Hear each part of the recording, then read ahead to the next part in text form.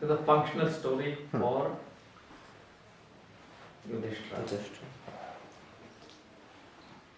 See, the story starts like this. The Just one.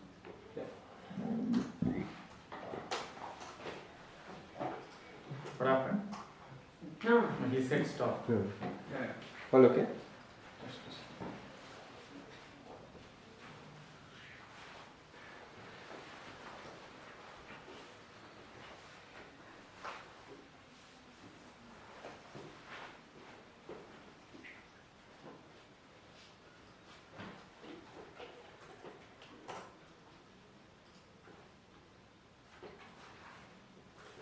Yeah, take it. And the story starts like this, that the Pandavas are in their Vanavasa and Duryodhana wants to go there and exult in his power and wantonly chadav them and so on. So he and Shakuni and Karna and a small band of people go to where Yudhishthira and his brothers are camping. And on the way, the Gandharvas of the forest challenge Duryodhana.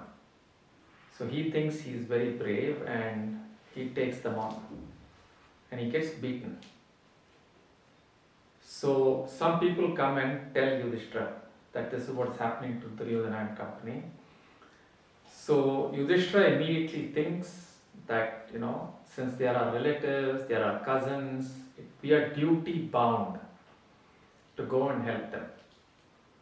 So he calls Bhima and he calls Arjuna and says, let's go and help them out. And the two of them say, why the hell should we help them out?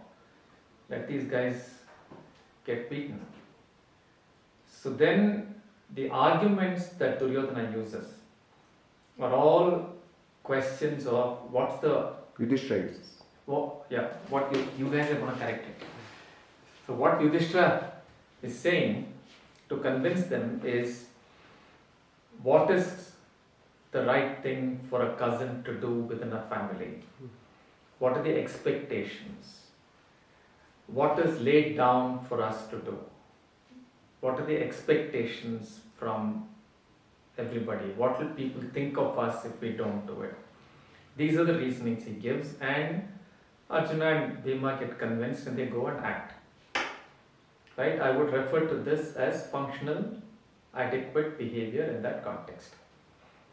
Right? If they hadn't done it, they'd have, and whatever, they'd probably have felt bad, they'd have had to go back and answer people, they avoided all that. That's it. Then what's the Dysfunctional. what's the story of the dysfunctional? The gambling. Gambling. Yeah. Is that the Yeah. that is the story, like that's a CBC friendly story, right? Essentially. Yeah. What's the? Oh, What is wait. that? That's the CBC. Wait. So, because the story has gambling and almost Everybody knows. What? Yeah. That's the most famous thing in Mahabharata. for sure. Dysfunctional, sorry. We said we will say Bhishma refuses to marry even when Satyavati asks him to. So you're Okay. also bringing in that. And gambling as a Right. shadow. Okay. So to understand dysfunctional behavior, one of the best examples in the Mahabharata is the way Bhishma responds to Satyavati's request. Yeah, there are the clan has to have a continuity, it has to have progeny and all of that. And who's passed away? Why do they? Vichitra Virya and the other brother. Yeah, Vichitra Virya Chitrasena. and Chitrasena. Pandu. No. Vichitra Virya. Sorry, Vichitra Virya has passed away. No, both the brothers. Yeah. That sounds right. Yeah. Ah. So the brothers have passed away, there is no real progeny to take care. So Satyavati says, break the promise you made on my behalf and marry these two people, Amba and Ambalika, so that the continuity of the clan is ensured. Bhishma simply refuses, right? And this is an example of dysfunctional behavior and rigidity, because in case he had agreed, there would be no Mahabharata war at all. So his sticking to something that he promised long ago in a different context, carrying it forward in a context which has obviously changed drastically, creates a huge set of consequences which were definitely destructive. Bas, Yeah. so you're going to do all your Yeah. thinking Yeah. about this. And then heroic one. heroic. You know, last day of the war. Or Last day of the war. last day of the war. This file number. No, I'm not. We've not stopped recording. Yeah, right? okay, Ah. okay. Yeah.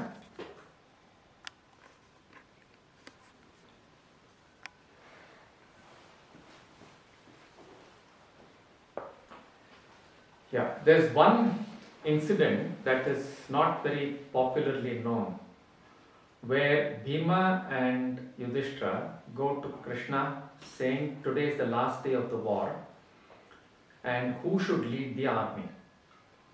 So Bhima is looked at as the possible general because he can be so fierce and so powerful. Yudhishthira is unsure, but there is a case for him also. So Krishna argues and says that if Bhima fights, the only thing he knows how to do is to keep escalating a fight. And that is dysfunctional in the last day of a war. You have to know how to fight in order that you can create peace and order as we going forward. And therefore, he says that Yudhishthira ought to lead the war, because there's a whole different way of fighting with the enemy. When you're fighting towards creating order and reconciliation and so on after the war. I wish many armies knew this, especially bloody fucking America. Keep this recording on. Yeah. There won't be Ukraine. There won't be Libya. Yeah. But for CWC, you can cut it off. Yeah. So this is the heroic story for Yudhishthira. Yeah, Right. The Yudhishthira. architect. Yeah. That's fine. So yeah. That's it. Yeah. Now the sign off. Vyadagita. Now Vyada Gita.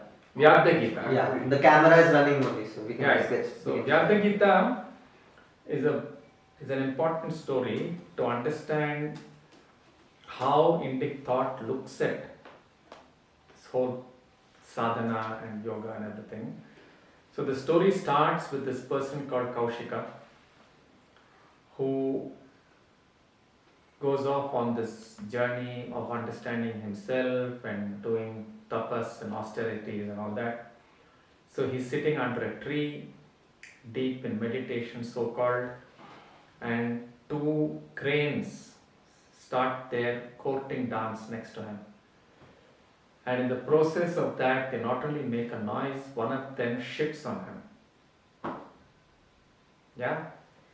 Now we must remember that flying birds shit with power. Because if that shit gets caught in their wings, they're dead. Yeah? So it fires its pellet on him. This guy wakes up, he's so angry, he looks at the bird and the bird burns off. So with this newfound pride of his accomplishment, he goes into the town where he usually does, goes to his lady's house and says Bhavati Bhiksham Dehi and waits there. So this lady takes a while to come. And so he looks at her with his newfound gaze. She looks at him and says, Kokkena Kandayo Konganava.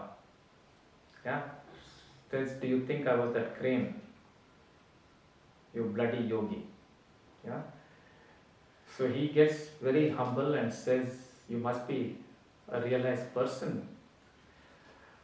So she says, I took time because my husband was unwell, my child needed attention.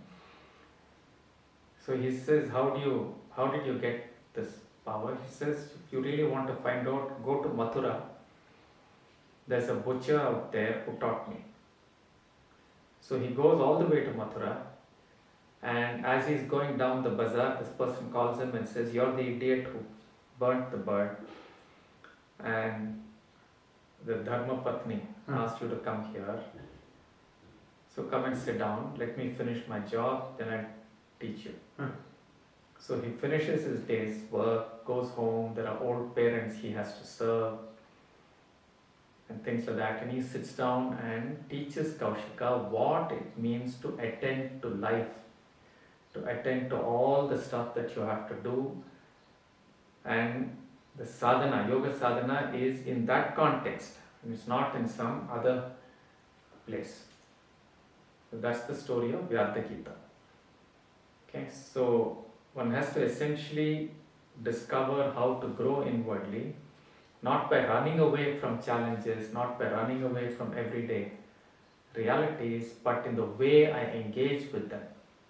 I discover deeper aspects of the self. Take it? Got it. Now I can start. Are we changing? And now the sign off.